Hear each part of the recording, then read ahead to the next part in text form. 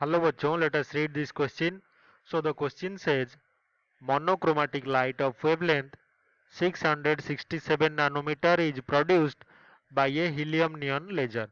तो helium neon laser से 667 nanometre का मोनोक्रोमेटिक लाइट प्रोड्यूस हो रहा है। The power of emitted is 9 milliwatt.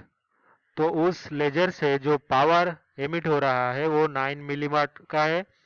The number of photons arriving पर सेकेंड, तो हर सेकेंड में कितने नंबर ऑफ फोटॉन्स अराइव हो रहे हैं on the average at target irradiated by the beam is.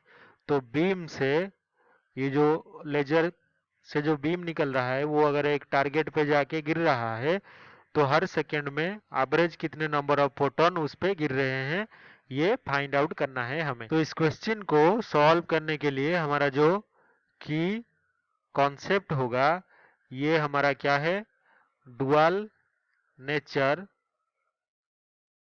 Of light.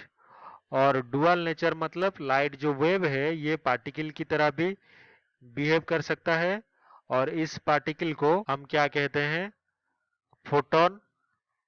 और इस फोटोन का जो एनर्जी होता है H Planck's constant into new होता है।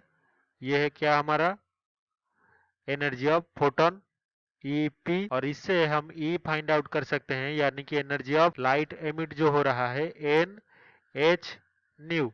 एन यहाँ पे क्या है, नंबर ऑफ फोटॉन्स। तो क्वेश्चन में हमारे पास एक हीलियम नियॉन लेजर है, तो इससे जो लेजर है वो आके एक हमारा टारगेट है उस पे गिर रहा है। और ये लेजर का जो वेवलेंथ है लाइट का, मोनोक्रोमेटिक लाइट का 667 मिली नैनोमीटर है। और हीलियम नियन लेजर का जो पावर P है इज इक्वल्स टू कितना है, 9 मिलीवाट। तो ये इंफॉर्मेशन हमें पहले से ही गिवन है। तो हमें ये पता है कि जो पावर होता है किसी भी लाइट सोर्स का is equals to energy E emitted divided by time. अगर टाइम को हम 1 सेकेंड मान ले तो ये हो जाएगा एनर्जी ई की जगह पे एन एच न्यू। अगर एन फोटॉन्स रिलीज हो रहे हैं हर सेकेंड में और एक फोटोन का एनर्जी एच न्यू होगा तो ये एन एच न्यू पर सेकेंड होगा। ये हमारा पावर का फॉर्मूला हो गया। तो अभी हमें एन फाइंड आउट करना है, तो एन हो जाएगा power divided by H new. Power तो पहले से ही गिवन है 9 इंटू 9 मिलीवाट, मतलब 9 into 10⁻³ watt divided by H का वैल्यू हमें पता है 6.6 इंटू 10⁻34। और हमें यह भी पता है कि जो न्यू होता है is equals to C divided by lambda. तो ये न्यू की जगह पे सी डिवाइडेड बाय अगर लामडा पुट कर दे तो ये हो जाएगा सी यानी कि 3 इंटू 10⁸ और ऊपर मल्टीप्लाई होगा लामडा यानी कि वेवलेंथ 667 नैनोमीटर, तो 10⁻⁻⁹।